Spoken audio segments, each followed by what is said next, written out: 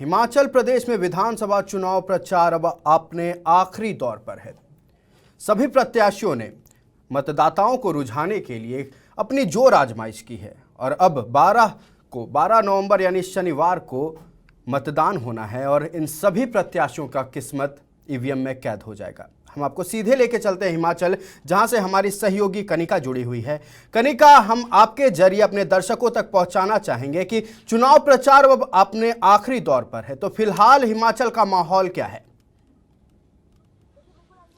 देखिए बिल्कुल आयुष, जिस तरह से हिमाचल में प्रचार और प्रसार का आज आखिरी दिन है, यानी कि 5 बजे तक केवल प्रसार और प्रचार होगा। दोनों ही पार्टियां, चाहे हम बीजेपी की बात करें या कांग्रेस की बात करें, दोनों ही पार्टियों के तमाम बड़े दिग्गज नेता जो हैं वो प्रचार प्रसार में जोरों शोरों से लगे हुए हैं। अगर बात करें तो एक तरफ अमित शाह है, एक तरफ मोदी हैं, जेपी नड्डा है, वहीं दूसरी ओर प्रियंका गांधी समेत तमाम कांग्रेस के मुख्यमंत्री भी प्रचार प्रसार में लगे पड़े हैं और हमने देखा है कि किस तरह से जोरों शोरों से प्रचार चल रहा है। इसी के साथ साथ एक और चीज बताना चाहूंगी, जिस तरह से हम हिमाचल में शिमला में मौजूद है और शिमला के मौसम की बात करें तो शिमला का मौसम जो है वो बहुत सुहाना है और बहुत ठंडा है। परंतु जब चुनाव की बात की जाती है तो चुनाव में देखने को मिल रहा है कि हिमाचल में चुनाव के जरिए जो मौसम देखने को मिल रहा है वो बहुत ही गर्माया हुआ है, क्योंकि दोनों पार्टी की टक्कर जो है वो आमने सामने है। कहा जा रहा है कि अब की बार कांग्रेस वर्सेस बीजेपी का एक बहुत बड़ा मुकाबला है यहाँ पे। आयुष, आपने बताया कनिका कि इस बार सीधा सीधा मुकाबला होने वाला है बीजेपी और कांग्रेस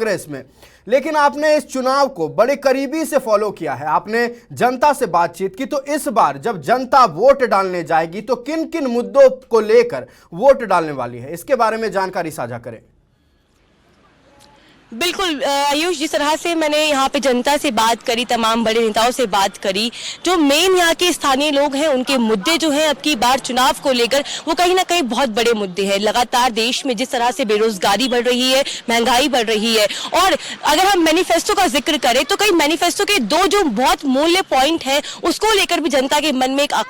फीलिंग है, एक सोच है, क्योंकि उन मुद्दों को लेकर भी अब की बार जनता बहुत सोच समझ कर चुनाव में अपना मत देने वाली है। अगर मैं उन 2 पॉइंट की बात करूं तो एक तरफ बीजेपी का मैनिफेस्टो है जिसमें कॉमन सिविल कोड लाने की बात की जा रही है, वहीं दूसरी ओर कांग्रेस ने अपना मैनिफेस्टो जारी करके ओपीएस की बात की, यानी कि पुरानी पेंशन की बात की है। तो जो अब की बार मुद्दे हैं ग्राउंड जीरो पे जनता के मन में, वो बहुत बड़े बड़े मुद्दे हैं, जिसमें महंगाई है, बेरोजगारी है। जिस तरह से महंगाई बढ़ रही है, पेट्रोल के दाम, डीजल के दाम और एलपीजी के दाम बढ़ रहे हैं, तो जनता के मन में कई सारे तमाम सवाल हैं, क्योंकि 5 साल में उन्होंने बीजेपी का काम देखा है। विकास जो है सबसे बड़ा मुद्दा होता है चुनाव में, कि स्टेट में किस तरह से पार्टी, जो स्थानीय पार्टी है, जो मौजूदा सरकार बना चुकी है या जो कार्य कर रही है, उन 5 सालों में किस तरह से विकास हुआ, किन किन मुद्दों पे काम किया गया। लगातार हमने देखा है कि सभी रैलियों में विकास का मुद्दा जो है वो लगातार, चाहे वो बीजेपी हो चाहे वो कांग्रेस हो, जरूर लेके आती है। कांग्रेस की ओर से अब की बार एक दांव खेला गया है, जिसमें लगातार हिमाचल में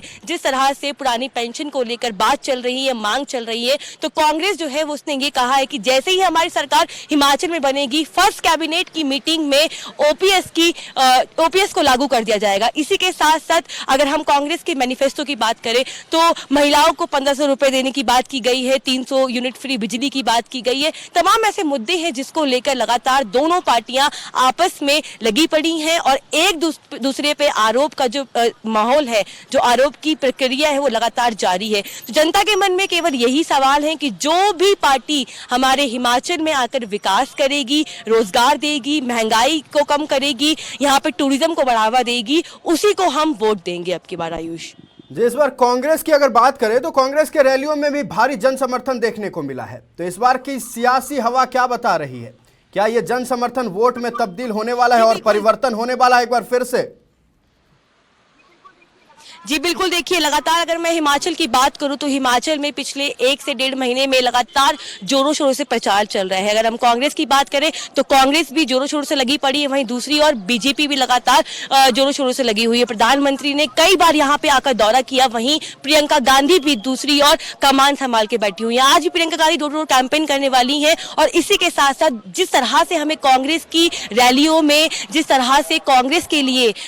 जो जनता का प्यार दिख रहा है, रैलियों में में जो भीड़ दिख रही है, कहा जा रहा है जनता द्वारा भी, और एक ये हमारे आंकड़े बता रहे हैं कि जो परिवर्तन की बात की जाती है, लगातार हिमाचल में देखा गया है कि हर 5 साल बाद जो है सरकार का परिवर्तन होता है, क्योंकि यहाँ का राज और रिवाज जरूर बदलता है। तो अब की बार ये अनुमान लगाया जा सकता है कि जिस तरह से 5 साल में बीजेपी ने अपना काम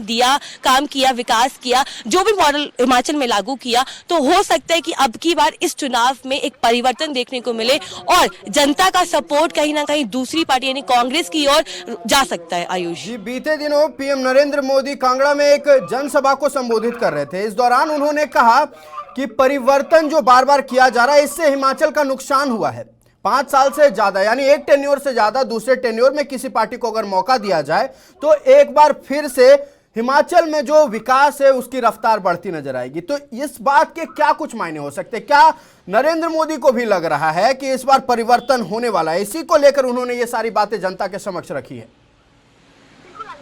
बिल्कुल आयुष, देखिए जिस तरह से पीएम मोदी ने अपनी रैलियों में लगातार कांग्रेस को घेरने की कोशिश की, उन्होंने बताया है कि परिवर्तन जो है वो कहीं ना कहीं हिमाचल के लिए एक खतरा बन सकता है। इसीलिए लगातार ये कहा जा रहा है कि अब जो परिवर्तन का जो कल्चर था, जो रिवाज था, अब वो बदल जाएगा। डबल इंजन की सरकार ये रिवाज बदल कर अपनी सरकार बनाने वाली है। उसी के साथ साथ प्रधानमंत्री नरेंद्र मोदी ने तमाम ऐसे बिंदु हैं जिसको रखकर कांग्रेस पे दावा खेला है, कांग्रेस को घेरने की कोशिश की है। अगर मैं बात करूं प्रधानमंत्री के आरोपों को लेकर, तो उन्होंने यही कहा है कि जिस तरह से अन्य राज्यों में कांग्रेस सरकार है और वहां पे विकास नहीं देखने को मिल रहा, तो हिमाचल में क्या कुछ विकास देखने को मिलेगा। उसी के साथ साथ प्रधानमंत्री नरेंद्र मोदी ने कांग्रेस के बड़े बड़े दिग्गज नेताओं के ऊपर भी सवाल दागे हैं कि प्रियंका गांधी लगातार रोड शो कर रही हैं, रैलियां कर रही हैं, परंतु अगर हम थोड़ा सा पीछे जाएं आयुष, तो उत्तर प्रदेश में भी लगातार जब चुनाव हुए थे विधानसभा के, तो प्रियंका गांधी ने वहां की डोर संभाली हुई थी। और प्रियंका गांधी को हमने देखा है विधानसभा चुनाव में, लगभग जब तक चुनाव चला उन्होंने बहुत जोरों शोरों से वहां भी प्रचार किया, प्रसार किया।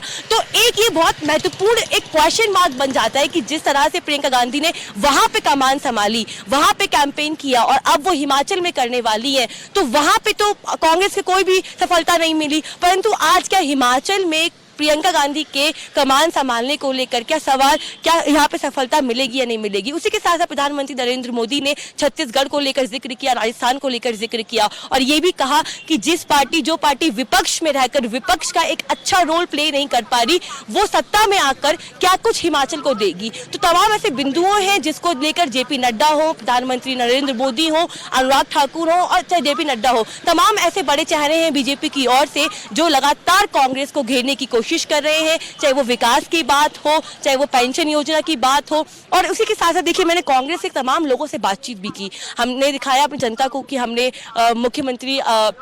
अशोक गहलोत से बात करी, हमने भूपेश बघेल से बात करी, हमने राजीव शुक्ला से बात करी। इन सभी का साफ तौर पे कहना ये आरोप है कि बीजेपी जब भी अपना कोई मैनिफेस्टो किसी भी राज्य में जारी करती है तो कथनी और करनी में बहुत बड़ा फर्क देखने को मिलता है, क्योंकि लगातार जब से बीजेपी सरकार में आई है यही कहा गया है कि विकास मॉडल लाया गया है, परंतु जब हम ग्राउंड जीरो पे जब घूमते हैं, जब जनता से बात करते हैं, तब चलता है पता कि क्या जो सरकार मौजूदा स्टेट में है वो सफल है या विफल है। तो यहाँ की अगर मैं मौजूदा स्थिति की बात करूं आयुष, तो लगातार जो मुद्दे हैं विकास के, उनमें एक 2-3 मुद्दे बहुत महत्वपूर्ण हैं। जिस तरह से देश में महंगाई देखने को मिल रही है, जनता उस महंगाई को लेकर बड़ी परेशान है, क्योंकि आमदनी नहीं बढ़ रही है परंतु महंगाई बढ़ रही है। तो इस बार हो सकता है कि एक परिवर्तन देखने को मिले। हो सकता है जिस तरह से नरेंद्र मोदी डबल इंजन सरकार को लाने की बात कर रहे हैं, दावा कर रहे हैं, और कहीं ना कहीं वो बात कहीं ना कहीं उल्टी ना पड़ जाए, ऐसा भी माना जा रहा है आयुष। जी, हिमाचल प्रदेश के विधानसभा चुनाव प्रचार थमने में अब कुछ ही घंटे बचे हैं, लेकिन दोनों बड़ी पार्टियां बीजेपी और कांग्रेस अपना फिनिशिंग टच देने में लगी हुई हैं। जहां एक तरफ जेपी नड्डा उनकी रैली है, वहीं दूसरी तरफ प्रियंका गांधी की रैली है। तो ये जो फिनिशिंग टच है, ये जनता पर आखिरी समय में कितना प्रभाव डालेगी कनिका?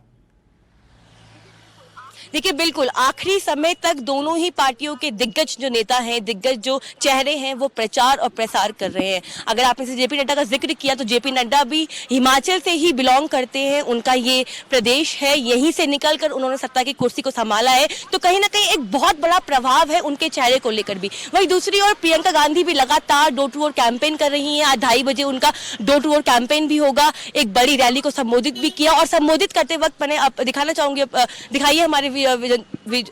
जनता को कि जिस तरह से एक जन सैलाब देखने को मिल रहा है दोनों ही रैलियों में, तो ये आंकड़े तय करना बहुत मुश्किल होगा कि अब की बार जो जनता समर्थन कर रही है, अगर हम रैलियों के माध्यम से अगर आंकड़ों का जिक्र करें तो उतनी ही भीड़ जितनी बीजेपी की रैलियों में है उतनी ही भीड़ कहीं ना कहीं कांग्रेस की रैलियों में देखने को मिल रही है, या भी ये कह सकते हैं कि उससे ज्यादा रैली में भीड़ देखने को मिल रही है। तो ये जो भीड़ है इसके अनुमान से ये बिल्कुल बोला जा सकता है कि अब की बार कहीं ना कहीं जनता एक सेकंड चांस कांग्रेस को देना चाहती है, क्योंकि 5 साल का जो परिवर्तन है यहाँ की जनता के वो दिमाग में चीजें हैं कि हर 5 साल बाद जो परिवर्तन देखने को मिलता है वो परिवर्तन बहुत जरूरी है। तो 12 तारीख को ये सब कुछ तय होगा कि किसके बूथ पे कितनी भीड़ है, किसको कितने मत मिल रहे हैं, और 8 तारीख को ये ऐलान होगा कि किसकी हार हुई और कौन पीछे रह गया रेस में। आयुष, जानकारी के लिए बहुत बहुत धन्यवाद कनिका।